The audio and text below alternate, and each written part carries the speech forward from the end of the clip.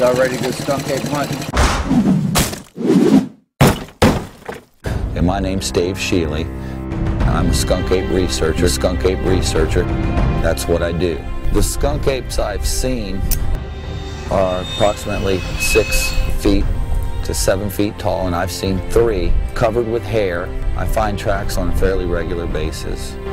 Very much like the Bigfoot, except they have 4 toes. Most Bigfoot tracks have 5 toes. Bigfoot organizations were calling me a hoax, an embarrassment to their field of research.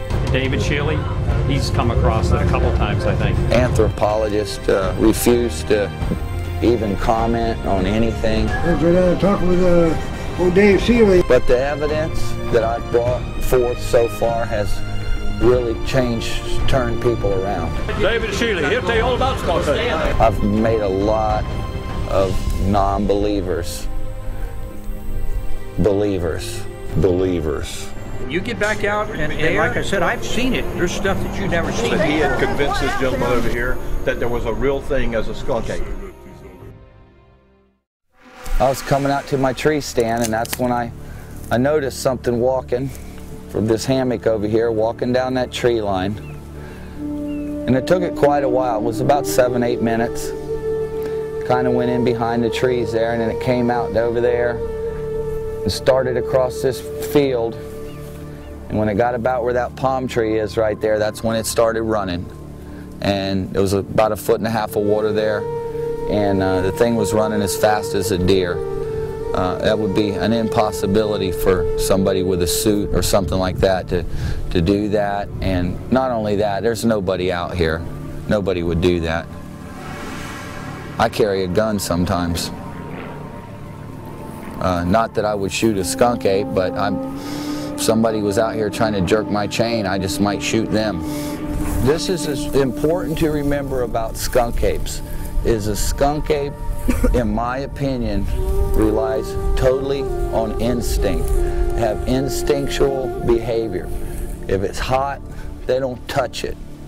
You know, it's just instinct. They're an animal. I haven't found any human characteristics whatsoever other than the appearance, which is somewhat human-like. There's a lot of area, a lot of wild lands out there that, you know, anything's possible. I would say they've evolved a little bit more. Not so much more intelligent. I've seen some giant gators, you know, that doesn't mean that other things can't get giant too. It's just an animal. I just have to keep telling myself that, because when I set out and look, I don't think, well, I'm going looking for a particular person. I always do it on the basis of an animal. That's what I do.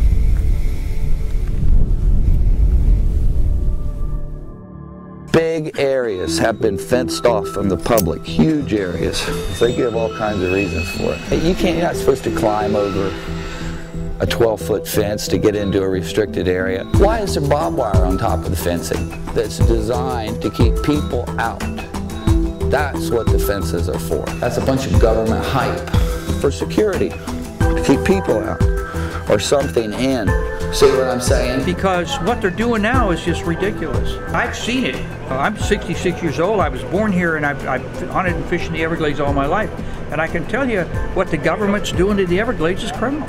Right when I was having my sightings, I took the pictures. I heard helicopters about 9 o'clock at night. An hour later, it was still there. It went down a couple times. 4 hours. I found the park ranger's ball cap, like a little, says National Park Service on it. I don't speak for the Park Service. Something fishy is definitely going on here. They're hiding something. Let me call up the Chief of Interpretation. It don't make sense. Stories of the skunk ape go back to the Seminole Indians, even before them, the Calusas. My father was also a skunk ape researcher. He was one of the first. They've been around here a long time, as long as man. There's a lot of people that just have a hard time with the skunk ape. I've got new stuff, fresh stuff. I've got digital footage. If I thought that I could house one properly, it might be a consideration. When they start talking about killing skunk apes, you know, that's, to me, that's kind of crossing the line. But unfortunately for me, if that ever happens, I'll never see the animal. It'll be whisked away to some government facility. It won't be something I have on display, I can assure you of that.